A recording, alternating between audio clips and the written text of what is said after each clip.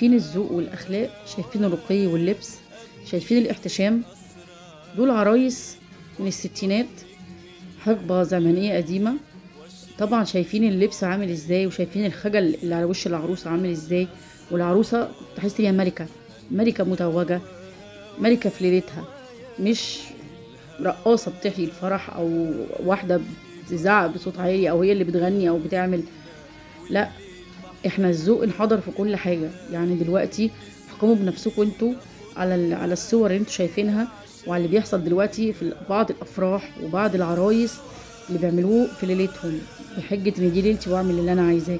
العروسة تطلع تلبس فستان عريان، او تطلع هي اللي لازم تقعد ترقص طول الفرح وتتنطط، إيه، تعمل حاجات، تقعد تزعق، تعمل حاجات كده يعني ليلتها بقى، وتعمل كل اللي نفسها فيه، ولازم كل الفرح يتفرج عليها قبل العريس ما يتفرج عليها. طبعا مش كل الافراح، انا بتكلم على افراح دلوقتي معينه بتتعمل. بشوف العروسه بتعمل حاجات ما كانتش بتتعمل زمان خالص. العروسه كانت بتقعد في الكوشه باخلاقها وادابها، ملكه.